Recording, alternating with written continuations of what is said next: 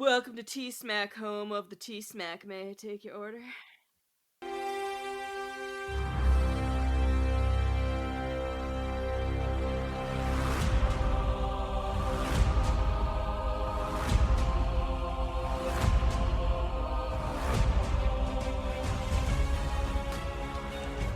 Hello there, everyone. Welcome to an all-new episode of Talking Smack, where we talk superheroes, movies, animation, comics, and much, much more. I'm your host, Josh Scar, and joining me as always is my co-host, Alex. Alex, how are you doing on this daylight savings time day thing that we do every year for some stupid reason?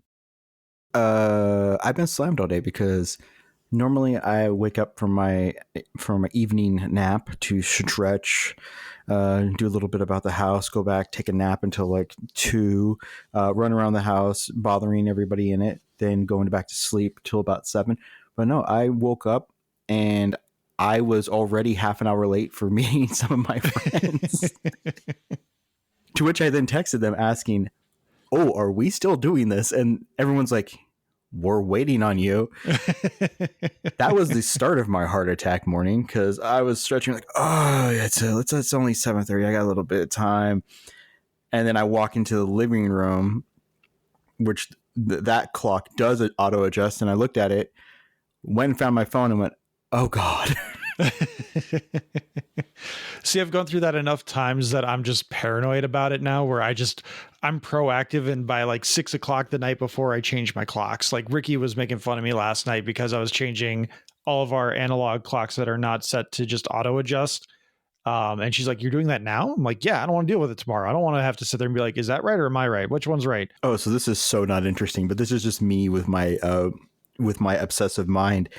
When I go and adjust the analog clocks in the house, I go to time is, where it has like the countdown by seconds. And so I go to each clock. And so it takes me like 6-7 minutes. I go to each clock, and right when it flips over to the new minute, then I hit start.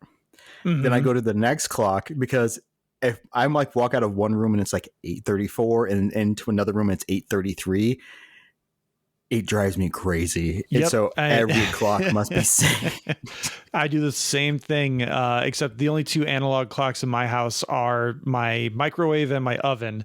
So I had to set one. And then I'm pretty sure the way my oven works is that like every time you hit the button to reset, it resets its counter. So like you go 517, click 517,000, 517,001, whatever. And then like you just keep tapping it. So I was like timing it with seconds so that it would end up at like 5:43 by the time I hit my last press and hit the timer or the clock button. So that way they would be like perfectly in sync. And Ricky's just like, "What the hell are you doing?" And I'm just like, I don't like when they're off because I'm like, which one's right? I don't know. Yeah. Back in the day, our DVD player had a clock. Children, before streaming, there was a thing where you would buy these little discs and you would have to put them in and the disc would play the movie. What was great is it was on demand, unlike TV. Now TV was but it was pre-programmed. It was great that it already had built into it the daylight savings time flip. And then of course, a few years after we had bought it, they adjusted the dates of when daylight savings time would start. And so all of a sudden it was wrong multiple times throughout the year. And I would wake up one day, and daylight savings time hadn't started. And I would just be staring at it going, why is it an hour? Oh, gosh, dang it. Cause then I would spend like an hour or so thinking, oh, it's already started today. It was today. Okay, cool. And I would be either early or late to something and then go home and be mad at my DVD player. Yelling at a piece of technology. Why are you wrong? They built you wrong. Are you muted? I am muted. Sorry. I thought I clicked the button. But that reminded me of a story of when I was in high school. I was meeting up with some friends for like dinner or something at like, it was late. We were in high school. So we'd always go out to dinner at like 6 or 7 o'clock. And I got home from school by like 3:30. So I had 2+ hours to kill. So I was like, I don't feel like doing much. I don't want to put my brain into playing a video game. Let's watch Gladiator. Let's just do that. And so I put Gladiator on and I immediately fell asleep. I was just exhausted, I guess. And I get a call from my friend Jen, shout out Jen, she's like, hey, where are you? You're late. My brain immediately goes, I've just woken up. I'm late for school. And I start rushing around my room trying to get dressed and like figure out what time it is to see if I have time to like shower or something. And then I realize my TV is still playing Gladiator. And it takes me a few extra beats before I'm like, she says I'm late for the thing tonight, not that I'm late for school. That's great. I love that. I just love when your body goes on autopilot. Yeah, your routine kicks in. Because I until I hit this most recent stage of my life where I'm almost 40, I didn't really nap much when I was younger. Napping was just not something I did. And I took a nap today and my shoulder hurts because of how I was sitting on the couch when I fell asleep. But we have some exciting news. It's not exactly finalized yet, but in an attempt to try and reach out more locally in our Rockford area of things, we're coming up on episode 200. And in lieu of doing the usual listener submissions, we are actually working on, it's like 75-80% done. We are working on doing a live recording for episode 200 at our local trading card shop, Cataclysm Games. Shout out to Cataclysm. They are amazing. They're one of my favorite stores in the area. I don't go in there much because I'm not a big trading card place, but like it's one of those places where you just go because it's a good environment and like you just want to be around other nerds. So we're working on doing a live recording where we'll have like active audience participation for some of our fights that we'll do. I think also what we're going to do is maybe do just like a random name generator. Like we'll just compile a list of as many comic book and movie and literature characters that we can. And we'll just throw that into a blender and see what the Wheel of Names spits out or something. That'll be a lot of fun. That'll be happening in May. So just wanted to kind of share that because it's an exciting time for us because it's the first thing we've done locally. And it's also with like one of the biggest nerd shops in our area. Okay. I'm excited because part of our contract that we're working out the finer details is that, as you know, our fights either end with like, to incapacitation or they would be friends. And if we decide that the listener is wrong, we will fight in person to the incapacitation or be friends. We absolve Cataclysm and ourselves of any legal ramifications for personal harm, whether it be to ourselves or listeners. But yeah, if you're in the Rockford, Northern Illinois area, Cataclysm Games is fantastic. They are definitely big place for trading card games, but they also do board game events, tabletop role playing, Warhammer, all that stuff. They just migrated their location and they're fantastic to their employees, which is great. Their employees get like healthcare, 401k.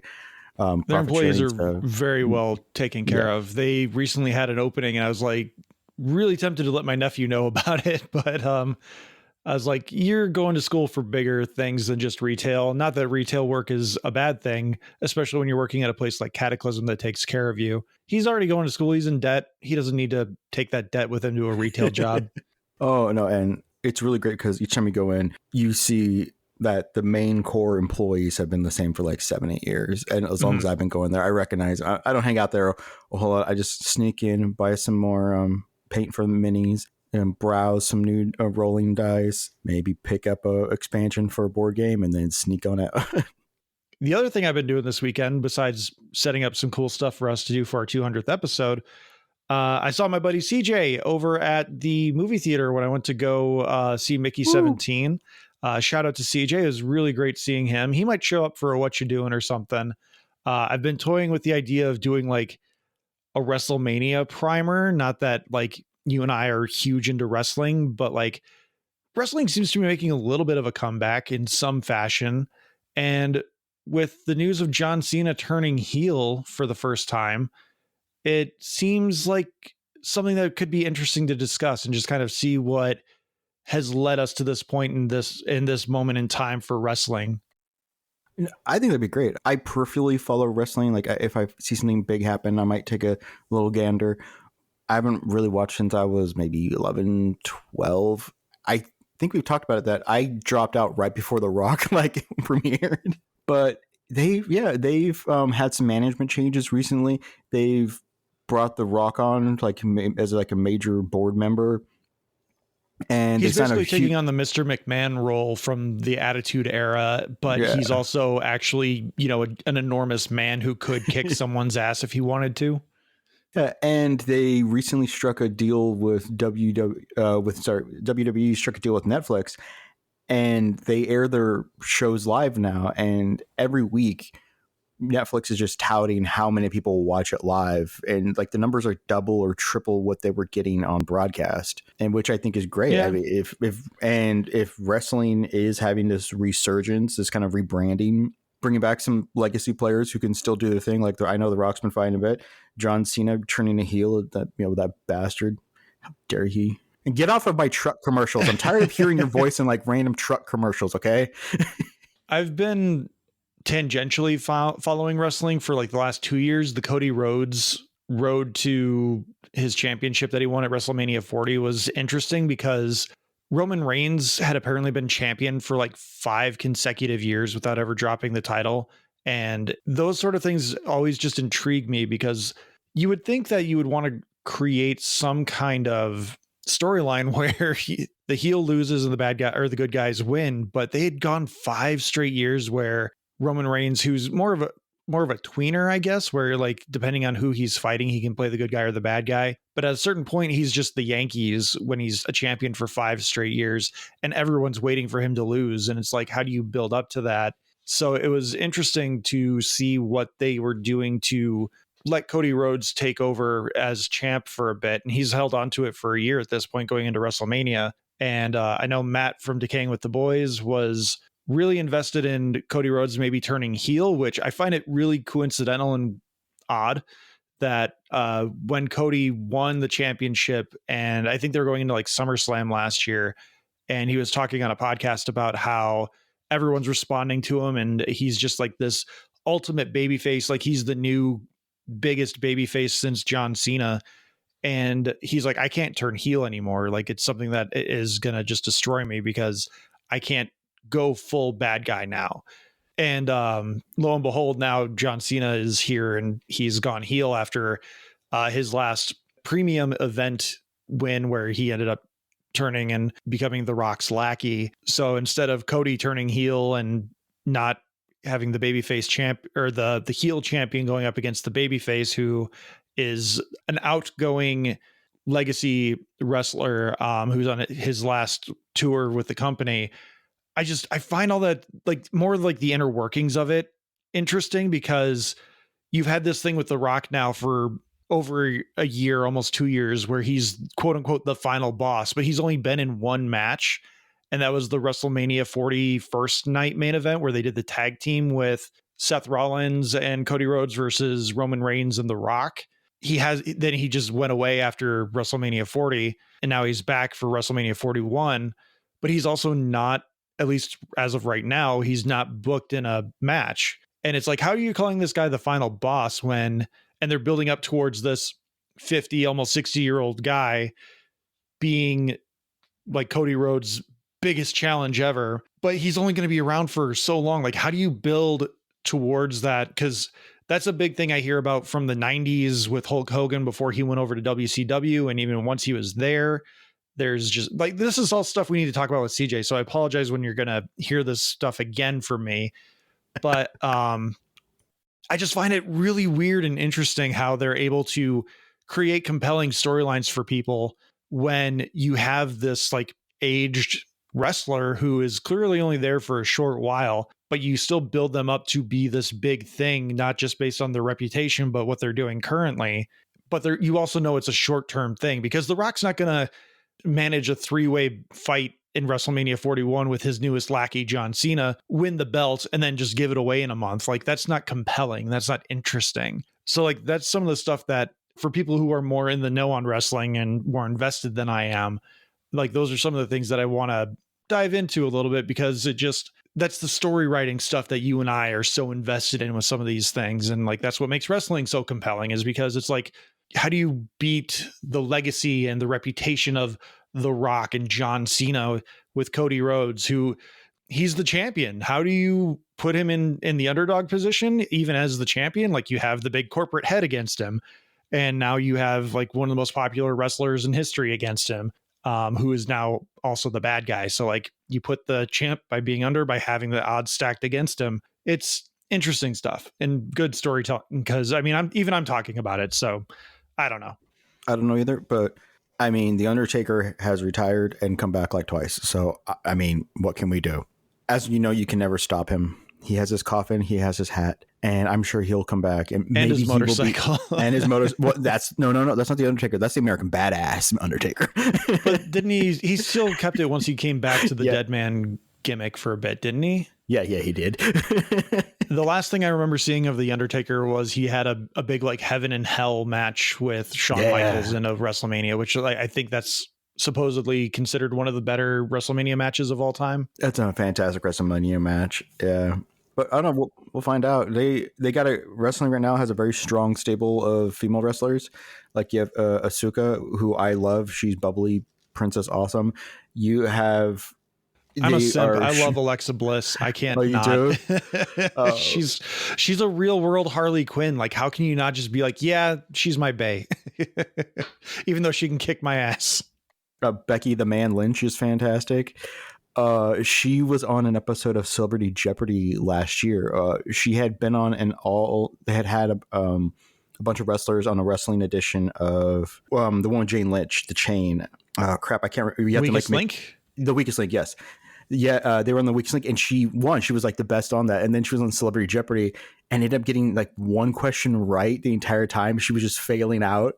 And she acknowledged like she went full on Celebrity Jeopardy. Oh, it was great. And then like the next time after that aired, she was walking in and people had up signs that said like the man sucks at Jeopardy, and she started like signing them and stuff. And then she gave an interview talking about like, I am terrible at Jeopardy apparently. So I mean I love Becky Lynch, dude, just to fully own that, that like, yeah, that didn't work out. So before we start talking Mickey 17, I do have one other thing I need to do, which is going to transition into our promo, and then we're going to start talking Mickey 17. Thank you, everyone, for sticking through this wrestling-centric early going of the podcast. I know wrestling is not for everyone, but I loved wrestling when I was a kid. My dad even took me to WrestleMania 13 when that was in Chicago. So like, there's always been an underlying interest in like what's happening in the world of wrestling for me. But the other thing I did this weekend, which next week we're going to talk more about it, Split Fiction came out this week, which was a game I didn't realize that I really wanted to play until I saw a few more trailers from it back in like January, and I bought it. And I played for like 3 hours with Joey from the Game Club Pod on Saturday. And I absolutely love the game to the point where I was like, hey, Alex, we need to talk about this for the podcast next week. Oh, no, I'm super excited about Split Fiction. My wife and I enjoy playing games together often because split screen co-op, couch co-op is so difficult to find these days. I mean, really, it's a few racing games and you have to like look for Lego games. Thankfully, Baldur's Gate allows it, as you know, because that studio also did the Divinity 1 and 2. But we played It Takes Two. We still haven't played their Hazelight Studios' first game, which is A Way Out, which is about like two people breaking out of prison, I think. Yeah, it's 1/3 Shawshank Redemption, 1/3 Donnie Brasco. But we did really play and enjoy It Takes Two, which That's is about 2/3. I don't know what the other third is. Sorry, I realized my math really weird.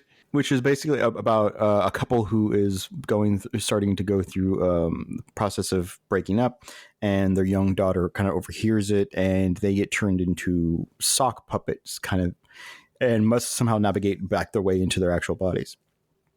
Now, the story is heartbreaking. It's very real. The mechanics are great because each level basically introduces a new play style to use. You have to work together to do it. And it's absolutely great, even though, in my opinion, at the end of the game, I was cheering for this couple to get a divorce. I was like, you guys, I've been with you guys for like 15 hours. You guys need way more than marriage counseling. You need a separation, which is not the story of it. So when I heard they were doing Split Fiction, that is definitely on my list of things to play because they build their games for two people to play together with these puzzles, with a storyline, to really make it a duo experience with a fun story. Normally, you're muted again. Still muted. Damn it. I'm clicking my button. I don't know what's happening. Yeah, Split Fiction has been a whole lot of fun. After 3 hours playing with Joey, the only reason I stopped playing is because I had to feed my children. So I'll link we did stream the episode or the gameplay as well. So I'll put the link of that in our episode description. You can find that on Twitch. So don't forget to subscribe to that. But as I promised, there is a transition that will happen here. We're going to hear from Tim and Joey over at Two Blokes from Blighty, and we'll be right back to talk Mickey 17. Hi, I'm a bloke. And I'm another bloke. And we are from Blighty. My name is Joey. I'm joined by my co-host Tim. Hi. Where every single Wednesday we come at you through the Game Club Pod podcast feed with our show, Two Blokes from Blighty. I tried to think about the kind of topics that we talk about on Two Blokes from Blighty. Tim, what's your favourite topic that we've ever spoken about across our 3 seasons? The fiasco of me shaving my head. Mine is the fiasco of you shitting on a toilet seat. If those sound like things you want to hear about, join us every Wednesday by searching Game Club Pod in your podcast provider. Just makes my life sound a little bit tragic, really, doesn't it? Would you listen to that show, Tim? I would. I don't think I would. No. You should definitely listen to it. I don't know what they're talking about. They end the promo so poorly, saying that they wouldn't listen to their own show. I listen to it every week, and I can't wait. It's also good programming that releases alongside us every Wednesday. So definitely get that Game Club Pod subscription in on your podcatcher of choice. But now we are finally here to talk about Mickey 17. Alex, unfortunately, did not get a chance to see it, but he did read. I saw it. You saw it? Yeah, you gave me the assignment. You gave me the assignment, and I watched the first 17 seasons of the Mickey Mouse Club. Currently, I gotta say, Annette Funicello, always in my heart. You are the premium one. You are the ultimate musketeer. I'm not really a fan of Jimmy Dodds, the original host. He's fine. But really, Annette carried that entire thing, which is why I'm really happy she had this wonderful career in the 60s and 70s and the kind of the Disney machine. Some of her movies, she did a lot of beach themed movie like Annette's Beach Party, which, by the way, haven't watched that yet. Hoping it's on Disney Plus to stream, but we'll find out.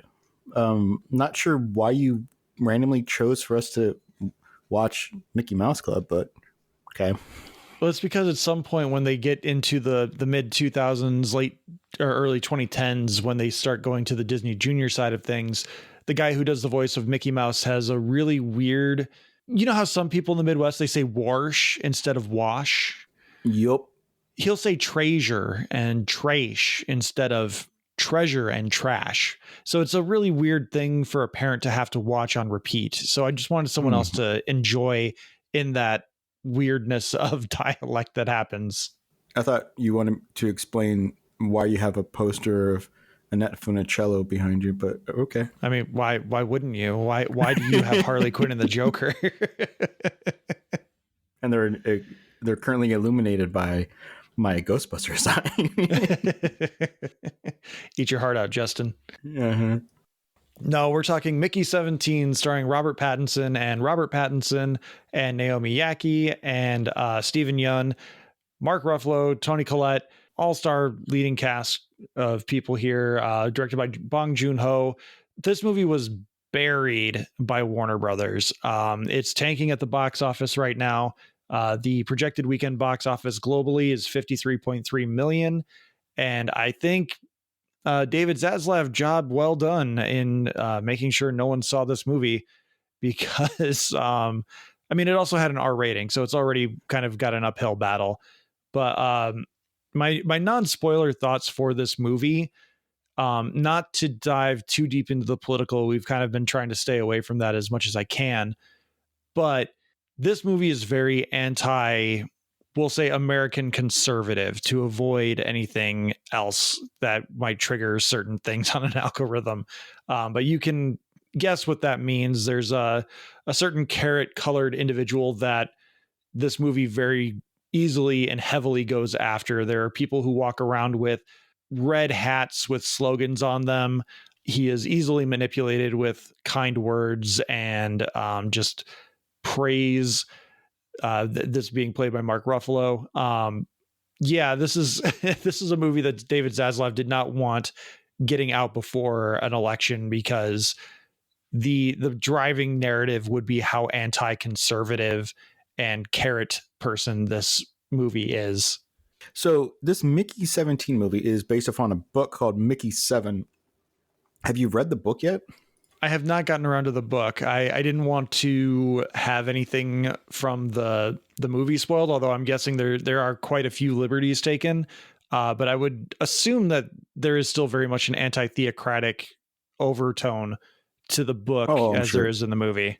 It really seems like, because I didn't see this, but it does seem like if you're going to set a movie in space, which I believe they are they on the moon? Where are they?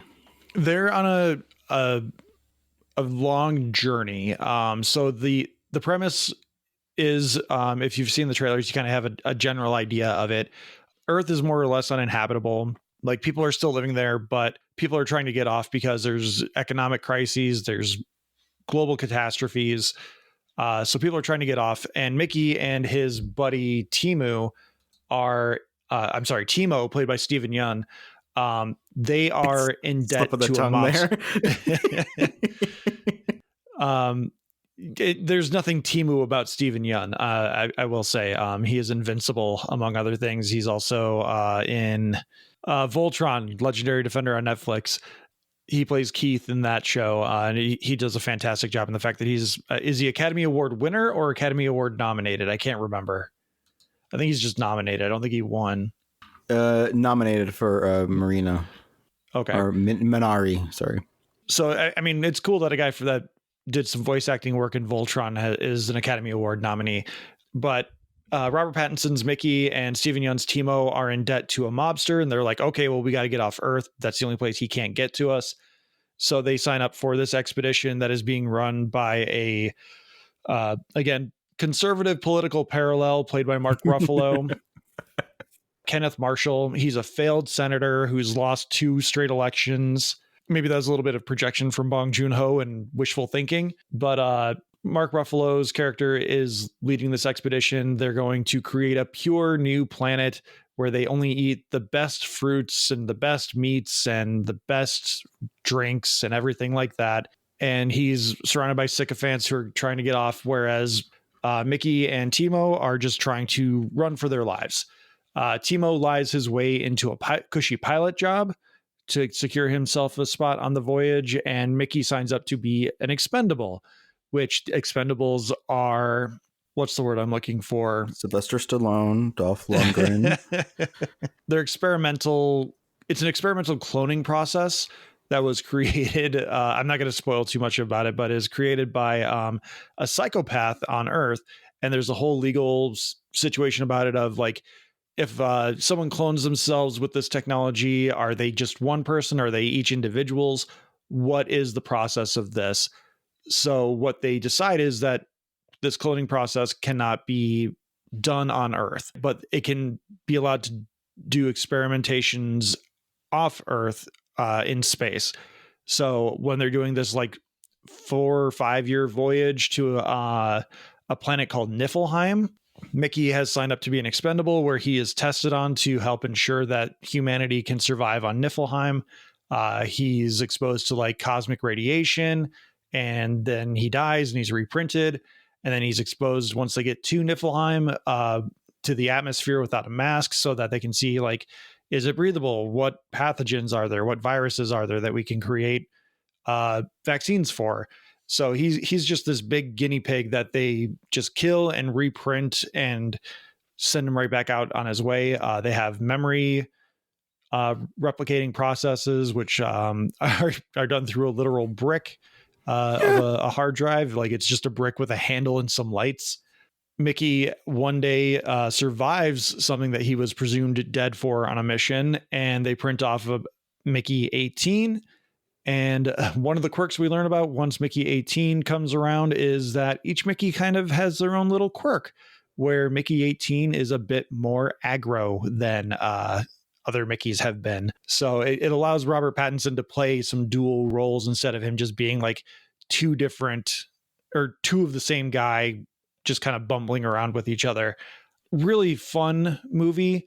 It's not as bombastic as I thought it would be through the trailers. I thought it would be a little bit more overt comedy and just like playing up the absurdity of the situation. But a lot of that lifting is done by Mark Ruffalo's character and Toni Collette's character. So they're using this cloning. What memories are you given? Are you given up to like the last last moments, or when the last backup? They will. From what it's a little unclear as to how they do it, but it seems that Mickey remembers everything up to the point he dies. And then he's reprinted and he remembers that. But there's certain points where it's like, how do you remember that? Because they have this headgear that they hook up to him that they just kind of like pull the memories from, and they load it onto the brick, and then they use the brick to upload. Because it's implied that when Mickey is reprinted, he's just a blank slate, and then they re-upload the memories into the new print job. So there's something a little mixed about that in terms of like the storytelling and where they're covering their bases with the science of it all.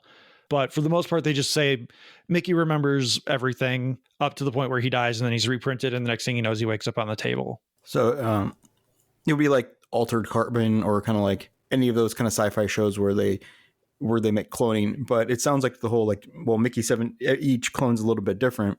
Would you say that if you're making a copy as a copy, if it's probably not as sharp as the original? Or are we getting a Michael Keaton style like multiplicity here, where each clone has its like, it remembers everything, but it's a little bit quirky. You get a little bit of more of a personality rush with each different one. I think part of the storytelling that's involved with it is that depending on how carefully the science team is with whatever they're doing on that certain Mickey, it'll either be like an almost direct copy, or again, there could be little quirks with it. Like they say like, he has a girlfriend played by Naomi Aki, Nasha. She keeps him up to date on certain things. Like apparently Mickey 4 was really whiny, and Mickey 7 was like funny or something. Like they talk about how certain Mickeys have sometimes they have different quirks, or like certain parts of the personality take a little bit more of a headway. And like I mentioned, Mickey 18 is a little bit more aggressive, which as we get into spoilers, I'll talk a little bit more about how that affects the relationship between them. You can kind of get a little bit of a feel for it in the trailer, where there's the moment where it's Mickey 18 is trying to dump Mickey 17. And he's like, I don't like you. I hate you. I'm going to kill you. And Mickey 17 is like, but I'm you. And he's like, no, you're not me. I'm going to kill you. And like, it's a really interesting dynamic that Robert Pattinson gets to play in. And the visual effects for the two characters, given the circumstance of how like, the thing most people would go back to is like Freaky Friday The Parent Trap with Lindsay Lohan, where they utilize like split screen technology to try and make it as seamless as possible that one actor is in two different spots on screen. With this one, given the fact that they're in like a dingy spaceship for most of it, you don't even notice that visual effects are being used. Oh, that sounds awesome. Is it a must see, or is it a complete tire fire? It's definitely not a tire fire. I think it's a must see. I do think you need to go in understanding that it's a dark comedy, and it's definitely more of a satire. I think it could have, like I said, it could have been a little bit more bombastic, but if you make it too funny, then the messaging gets a little funky, because people just kind of start looking at it as just a straight comedy without a message, instead of South Park, where they go way more overt, and they're just like, this, hey, fuckface, this is the thing we're telling you that's stupid that you believe in. This movie's kind of doing the same thing, but just not as heavy handed in terms of like yelling at the screen. But you take one look at Mark Ruffalo's mannerisms and the way he speaks at times, and just how he's handled, you're like, oh yeah, that's a Carrot Guy reference. Like that's totally just him playing up that. Instead of having orange colored skin, he's just got really obvious dentures and like fake teeth. Well, subtlety is a lost art. It's true. I mean, that's something that is we talk about quite often, is the fact that media literacy is pretty much dead. Like Yes. you have to be as overt as you can with people now without coming off as preachy. Otherwise, you run into the issue of people being like, "Well, don't tell me what to do," even though you're right. I just sometimes wonder, like, can we get another comedy like Airplane where they play it just so completely straight and people realize there's the absurdity of it. You have to lean into it with yourself and your laughter. Sometimes it does seem that people, as you said, media literacy tends to be dead, that you forget the nuance of it. Like every year or so, which I'm assuming they're just doing it for a joke now, somebody will watch Tropic Thunder for the first time and get offended by it. Then everybody in the comments has to, after the initial wave of agreement, like, yes, how dare this movie? There's all the people who are like, who've responded with, that's the point of the movie. He's mocking the entire industry, the self-importance of actors and directors and vision and all that crap. So sometimes you have to lean in hard to basically like, this is my point.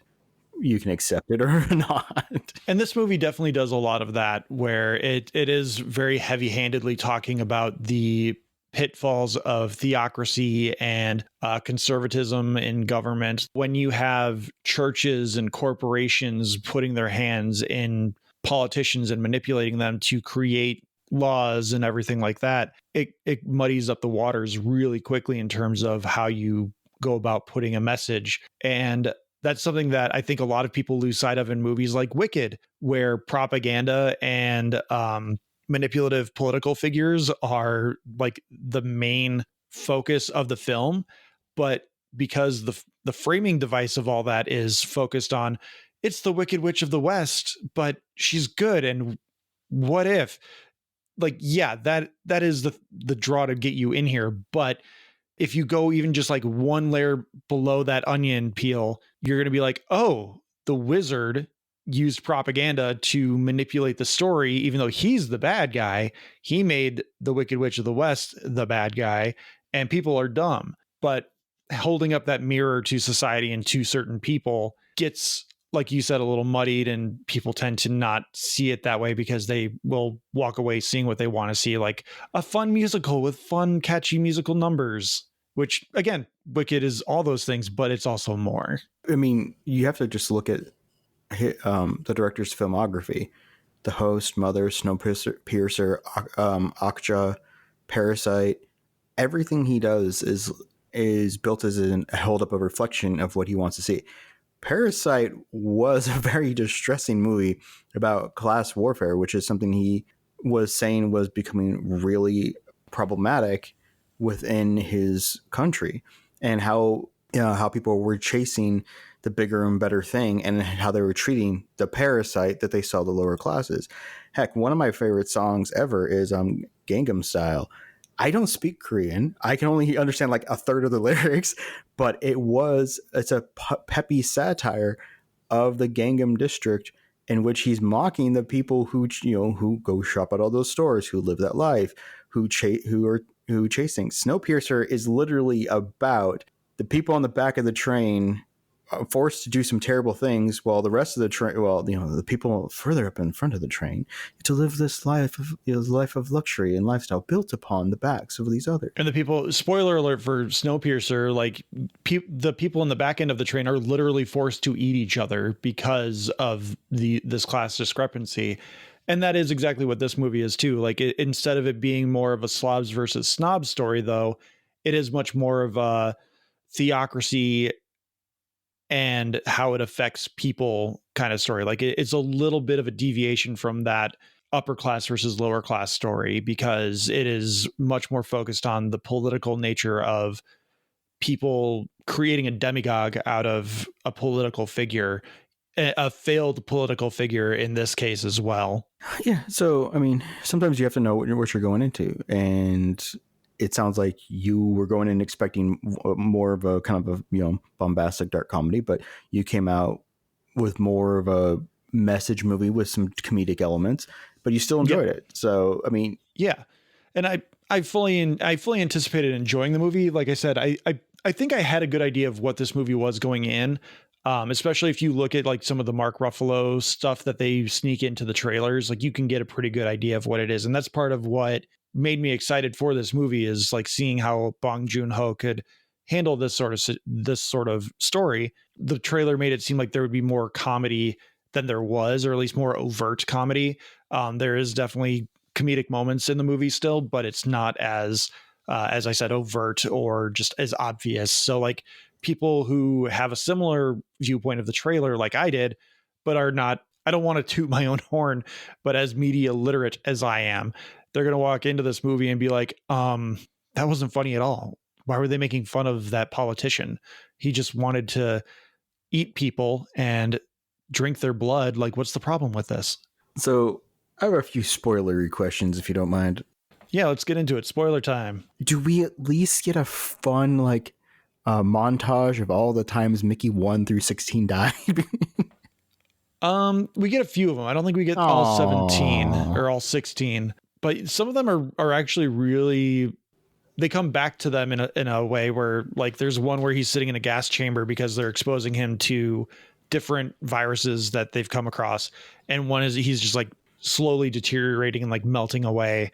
And it's just him in a gas in this chamber, like just kind of huddled over, like, hey, I'm doing great, thanks. Because it's about him. It's from his perspective, and he's like talking about how great Nasha, his girlfriend, is, and how she's just stuck by him ever, like literally from day one on this journey. And later on in the movie, we get Nasha's perspective, where her heart is shattering because all the scientists are just like having a little party off to the side while Mickey is going through this science experiment and literally melting his skin off for these people. And so she like decides, she's part of the security team, so she like breaks in and like demands that she gets a suit so she can sit in there with him and be with him while he's dying. And these people are just like, oh, this is like Mickey 9, like who cares, he's died 9 times, he'll get Mickey 10, whatever.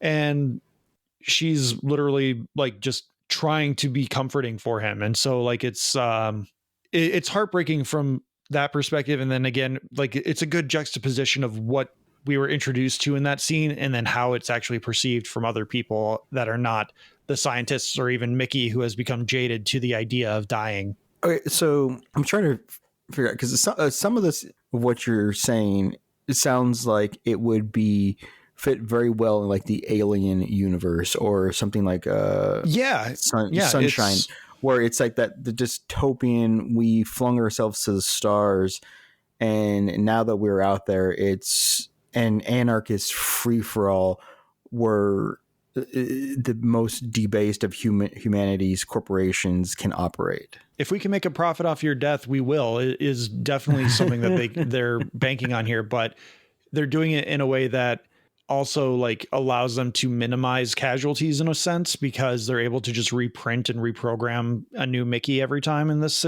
scenario. Like the very first Mickey death that we see is the one where he gets his hand chopped off in space. Oh, wow. They had like brought him out there under false pretenses of replacing a faulty wire outside a door out in the vacuum of space. And he's like, hey, this wire's already been replaced. What am I out here for? And they go, oh, we've actually already exposed you to like cosmic radiation. So we just need you to talk us through your symptoms so we can better treat it in the future. What you're going to go through is like, you're going to shit yourself. You're going to start getting hot flashes. Your skin's going to start peeling, normal stuff. You might get a headache and your eyes might explode, but we just need you to talk us through everything. And so like, there's a little bit of a time lapse where you see like the boiling of his skin is happening because he's like cooking from the inside. And they're like, hey, Mickey, we need you to take your glove off so we can see what's happening to your hand. And so that's when he like lifts his hand up and it gets chopped off. And they're just like, holy shit. So like it plays up the lack of empathy that the higher ups in the corporate ladder per se have for the working class people. All right, so you've talked a bit about Mark Ruffalo and Robert Pattinson, but how are the other cast members like Naomi Ackie, Stephen Yee, Toni Collette, Holiday Granger? Like, do these people provide like the emotional resonance to make this like a dark comedy, or is the comedy more the uncomfortableness of the situations. Holiday Granger, who is she? Gemma. Okay. Yeah, she's a romantic foil. Like, she's the pretty girl, the what's the word? The conventionally or more like commonly acknowledged pretty person, where Naomi Aki's character is not as conventionally pretty. Like, she played Whitney Houston. Like, she's a beautiful person, but she has a signature like gap in her teeth, which some people would be like, okay. So like they play that up to make sure that people are like, oh, well, she's not as pretty as this person. But Mickey is very much in love with Nasha, even though he has like urges toward Holiday Granger's character. But that's kind of like where the main conflict is between characters who are not played by Robert Pattinson. Stephen Yeun's character is just kind of there to be annoying at times, because he's the reason Mickey's even in this scenario, because he had convinced Mickey that macaroons were going to be the next big thing after burgers. And that's where they got into debt with the mob. And he, like I said, earlier he lied about getting his pilot's license, and now he's got this cushy pilot's job for the mission where Mickey's dying constantly. Like, Stephen Yeun plays it up really well. He plays the sleazebag nicely, but it's nothing too nuanced or like deep. It's just an extra thing that Mickey has to fight against, where Mickey 17, and this is where it kind of plays up the Mickey 17 versus Mickey 18 characterizations in that scene where they're fighting over like the lava pit or whatever. Stephen Yeun's character shows up, and it's revealed that he's also dealing drugs, which, again, commentary on society, where to keep the lower class satiated, they spend their hard-earned money on quick little things like drugs. But Mickey 18 is more aggressive and angry. So he sees Timo, Stephen Yeun, and he's like, I'm going to fucking kill this guy. He's standing over a perfectly good excuse of like, oh, he fell into the lava pit. It's like, whoops. So he's like, I'm going to go kill him. And then Mickey 17 is kind of the little brother. He's like, no, that's wrong. You shouldn't do that. He's our friend. So they have a little tussle over that. And Stephen Yeun's character is like confused. It's like why Mickey's like trying to kill him and then trying to save him, but then trying to kill him. But the main conflict of the movie is Mickey 17 versus Mickey 18. And then in the hierarchy of things, it's also versus Mark Ruffalo and Toni Collette, and like just the caste system that they're stuck in with this theocratic spaceship voyage. So I guess my question for you, sir, would be, you're about 20-30 minutes in, you realize this isn't like Multiplicity, Orphan Black, some kind of goofy clone movie that maybe has a message with it, that it's definitely a darker edged, serious film from the director and Mark Ruffalo and Robert Pattinson are giving you. Did you feel duped, or did you still feel compelled with what they had presented? Was it a natural ease in to enjoy the story, finding out that two clones can never exist at the same time, one's aggro, one's emo, and the resolution must happen for the death of one of them? No, I never felt duped, because again, I felt like I had a pretty good idea of where this was going. And even then I didn't fully know where they were going to take the story, because they do one of the things that a lot of space movies forget to do. And that is acknowledge that when humans go to another planet, they are the invading species. And in this case, Mark Ruffalo's character, there's a big to do about how they have essentially kidnapped a local inhabitant. It's a weird like tick, worm, woolly mammoth kind of thing, but they've managed to make them cute. It's because they give them good eyes. Like they have like elephant eyes. They do a good job with the creature design there. There's like a queen bee where that's like the alpha of the whole thing, but they have one of the babies, and they're going to kill the baby because at some point, two babies snuck onto the ship and they killed one, which is what triggers the big conflict for the end of the movie. Oh dear. And then they have the other one that they're going to experiment on. And as Mark Ruffalo is monologuing and talking about calling it an alien and all this sort of stuff, Naomi Aki's character, Nasha, just yells at him. He's like, you fuckwit, we are the goddamn aliens. And he's just like, whatever. But the movie doesn't actually get to the Mickey 18 stuff until probably the 20-minute mark. Like that's where the trailer hook starts coming in. They do a pretty good job of setting up Mickey's backstory, setting up the trip and the things he's already been through. But it also sets up the end of the movie really well, because you obviously have to get to the point where they presume Mickey is dead, and they've created Mickey 18, and then he gets back on the ship somehow. So the way the movie opens is it's one of those like, bet you're wondering how I wound up here sort of moments, but he's like laying at the bottom of this crevice, and he's just like, how did that not kill me? How am I not dead? Why am I not broken in half? And then we see creatures coming after him after Stephen Yeun's character shows up, and he's like, "Oh, hey, I'll bring your flamethrower back to weapons for you. I know they'll appreciate getting this piece of equipment back." And then he just leaves him for dead, which again, extra nails in the dick bag category for him, because we find out literal minutes later that they're like, "Oh, they were best friends on Earth." So now he's treating him like he's literally just a piece of equipment to be left behind. Yeah.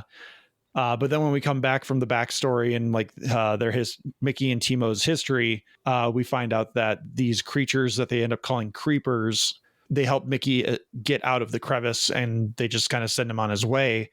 And he makes his way back to base, and that's when we get to the Mickey 18 stuff. But it essentially sets up the fact that these giant, somewhat aggressive looking creatures with tentacles that we obviously are just programmed from stuff like Star Wars to assume that they're bad, are actually good. They have no interest in eating and killing Mickey or organic life in general. How they survive, I don't know. But the movie does a really good job of establishing all this stuff, that these creatures are inherently good-willed, and humans are the invading force that are inherently evil, or at least malicious. Okay. And then it builds to its spectacular climax. Does it have a good ending, or is it? It's not a downer ending, right? So come on, don't give me a downer ending. I appreciate that you asked about the ending, because Friday when it released, I was just doing my usual internet searches when I had some downtime at work, and I usually find my way to IGN for maybe some entertainment breaking news, because my work weirdly doesn't block IGN, but it has other more like reputable and better entertainment sites blocked. Yep, been there. So I go to IGN, and like one of the top 5 articles in their little crawl that they have underneath their headliner is ending of Mickey 17 explained. And I'm like, okay, whatever. I mean, it's day 1, but do you really need to have that out now at like 12 o'clock Central Time? That seems like a dick move, but whatever. So then I get to the movie and get to the end where Mickey 18 sacrifices himself. He does the big brother play where he's going to let his little brother live his life, and he sacrifices himself, killing himself and Mark Ruffalo's character. Yay. Mickey 17 is part of what makes Mickey so endearing, is that he has a pretty tragic backstory where he thinks he killed his mom when he was 5. Oh, Jesus. But it's revealed that it was like a faulty vehicle. Like there's a manufacturer defect in the vehicle.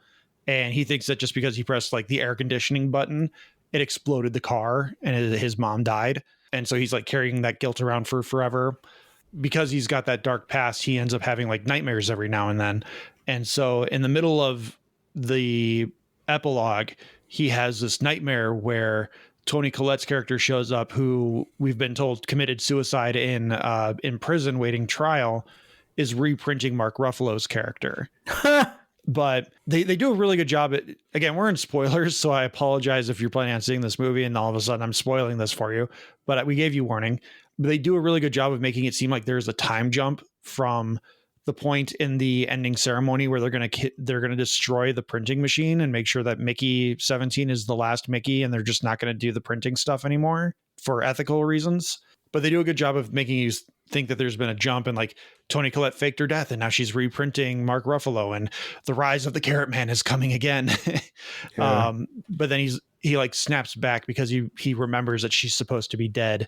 Some really good visual storytelling in that moment. I'm not going to spoil it. And then he like snaps back and he's like, he says in a voiceover something to the effect of like, and I still have nightmares, but at least I recognize them now.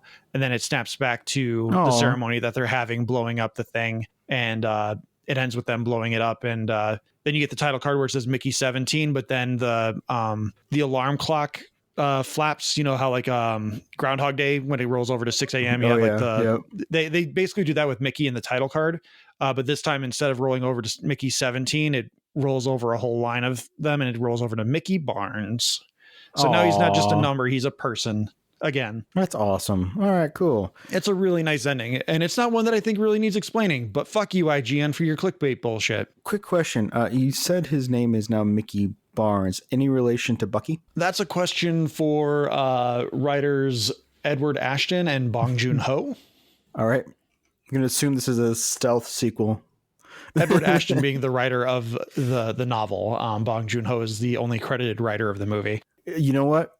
All right, going to throw it up on our website that we're building. You can't steal it from us. We're going to put it the ending of Mickey 17 Explained, stealth sequel to Thunderbolts. I love it, but I hate it at the same time, only because we were just talking about how people don't understand satire anymore. Now we're going to dive right into it. You know what? And that's how all good clickbait starts, isn't it? Like, it's well-intentioned of like, hey, you're stupid, or I'm making something stupid. Let's laugh at this stupid thing together. And then you're like, holy shit, this just got me $10,000 on this one thing. I better do more. You know what, man? I might start doing shit like that. We gotta at the bottom of every single one, you better put an asterisk and just say, this is satire. Well, if I do it for the Thunderbolts, then I'm gonna have to put 2 asterisks beside everything. Thunderbolts asterisk review asterisk. Stealth sequel asterisk. There you go. Yeah. Is Mickey 17 set in the same universe as Multiplicity? We explore. But yeah, I would say this is definitely a movie that has a lot to say. Unfortunately, I think given where we are in our current political landscape and where we are post-election, it's not going to have the conversation around it that I think Bong Joon Ho was hoping for when he had originally created this movie. Because to my understanding, this movie has been done for a very long time. Like, it was supposed to have been out, I think, at the latest. Obviously the latest was this last Friday. But I think the original release date was sometime in 2023. And then David Zaslav just kept pushing or punting the can down the road. And he finally just had to release it for reasons instead of getting rid of it for insurance purposes. But it's a movie that I think would have had a bigger discussion last year had it released, because again, I think there is some hinky. There's some hinkiness about it, knowing that David Zaslav has a relationship with the Carrot Man and how he has altered narratives on things that he is now in control of as CEO of Warner Brothers Discovery. So I think he definitely moved this movie away from the election window to make sure that the Carrot Man and his base did not do anything to him or say anything about his project that would affect his bottom line. You know, I'm willing to forgive him, Zaslav, for anything and everything if he gives us Batman Beyond the movie.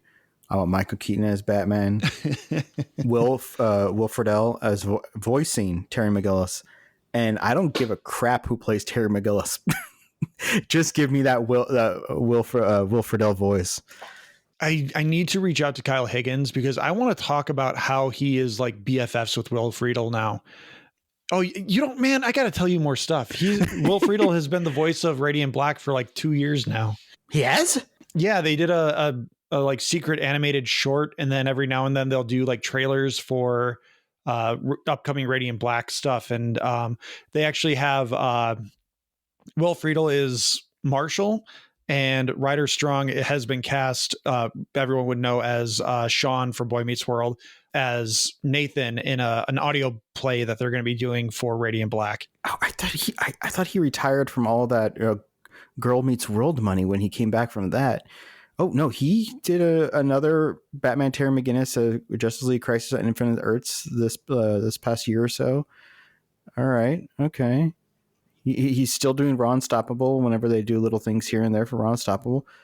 Man, I miss his podcast. I Hear Voices that he did with Christy Carlson Romano. That was a fun time too. That was. Which also shout out to Christy Carlson Romano, who's never going to hear this. Did you hear she got shot in the face and she survived?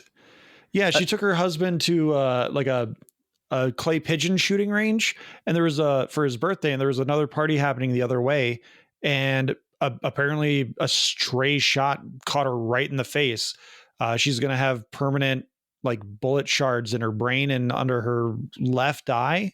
They can't surgically remove them. Damn. And like, thankfully she's okay. Yeah. Looking it up. Yeah. It's apparently the eye will heal normally. Looks like, not to be cruel in this time. And hopefully she does hear this, but this could be her Iron Man origin story. I mean, are you looking at her video of her like UV mask that she's doing for her skin treatment? Yes. That's why he built the arc reactor. It kept the shards from entering his heart. Maybe she needs that UV mask to keep the shards from entering the eye. I don't know. That's how UV works. You know what? I'm pitching this to Disney right now. Replace Robert Downey Jr. as Dr. Doom with her. She's got the mask. Hey, Doom's been a lady before. Mm-hmm. And I love Christy Carlson Romano. Like, I had a crush on her since Even Stevens. And she was Kim Possible, as we know. Which, again, another crush that I'm sure many a millennial kid had, even though it's a cartoon. Yep. So let's end it there, because there's not much else to say about Mickey 17. I would say it's definitely still a must-see. It's a movie that I don't think it's going to get the same traction it would have, again, if it came out last year in the election cycle. But it is definitely a movie that has something to say. And it's a movie that I think we need more, a kind of movie that we need more of, just because, again, it's a movie that has something to say while presenting it in an interesting way. So, Alex, let everyone know about our Discord. Oh, you're muted. You pulled a me. Our Discord is in the link below. It's where you can join in on our conversations and our filtered version of reality as we talk about everything from James Bond to Star Trek to back to James Bond, superheroes, movies, comics, and animation. And it's where you can let me know that I pronounce Will Friedel's name wrong like 3 times in a row before Josh politely corrected me. I only know how to properly pronounce it because back when Twitter was Twitter, he posted a thing once, because I think Matt and I, we would talk about him fairly constantly for a long while. We would just call him Will Friedel. And then he posted a thing where it said it's pronounced Friedel. From that point on, I like messaged Matt. I was like, oh, hey, we know a thing now. With that, again, everyone, please join the Discord. The link is in the episode description, as Alex has politely mentioned. Hi to Will Friedel, if you're listening, as well as Kyle Higgins. I'm going to be emailing you soon, as well as Matt Groom, Melissa, Brian. I'm going to try and get the whole massive team together again in some fashion. But for you listening, please find us on your social media platforms of choice. We're at Talking Smack Pod. We're on Blue Sky, Instagram, Threads, Hive Social, Facebook, YouTube, TikTok, which I might need to remove the Hive Social. I think they might have actually closed their servers down. You can email us at tsmackpod@gmail.com. If you are in the Rockford area, the northern Illinois area, keep an eye on our social medias as well as Cataclysms, because we will be creating an event page on Facebook as well as Cataclysm to make sure people are aware that we will be doing this. Really exciting stuff, really cool stuff that we're going to have to put some work into, but it's going to be fun. Email us your thoughts, questions, SmackDown suggestions at tsmackpod@gmail.com. Thank you to Leo Allen for our musical themes, Beppo for our original avatars, Retro Ale Studios for our Ricky avatar. Thank you to Joey Fitzgerald for our thumbnails, and don't forget to check the episode description for the link to the Game Club Pod Twitch channel as well, where you can watch me and Joey play some Split Fiction, which we will be talking about again next week. Please like, subscribe, rate, review on your podcatcher of choice. If you're watching on YouTube, hit that like button. Alex, thank you so much for being here on Daylight Savings Day. Thank you, dear listener, for taking the time to listen to this. I'm not sorry about the wrestling conversation, but if you don't like it, there's time codes in the episode description, so you can skip easily. But with that, everyone, thank you again for listening. Take care. And Alex, what should people be watching? Watching Star Trek. Who loves T-Smack? I love T-Smack. Is it true? Mm-hmm. I do. Ooh.